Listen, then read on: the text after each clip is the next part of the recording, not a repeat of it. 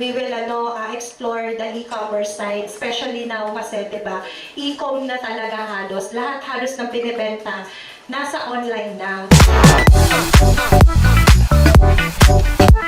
This is yung mga segments ng ating mga partners dito sa Negosyables. Like, yung mga, mas pinarami yung mga inspiring stories from different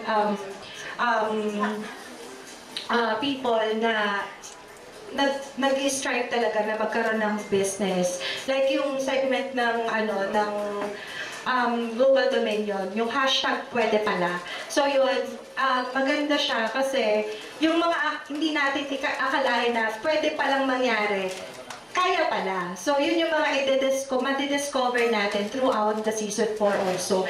And with with Purple Hearts naman, so ito somehow nakarelate din ako kasi target nila yung mga picky eaters. Ako sobrang picky eater talaga ako. Like, hindi ako makulay na tao, so ang dami kong hindi kinakain. So ibig sabihin talaga kulang ako sa sustansya, kulang sa vitamina. So somehow, the segments ng Purple Hearts, nakaka-help siya, hindi lang sa mga bata, but also sa mga katulad ko din, di ba, na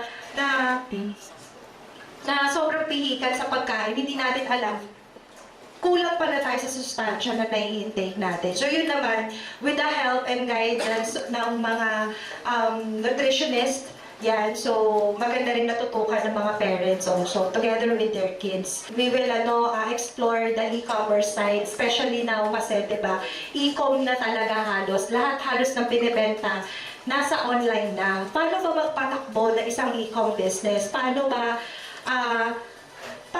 na kahit nagtatrabaho ka, kahit meron kang work, is pwede ka palang magkaroon ng sideline, diba? Until na maging full-time business mo na siya.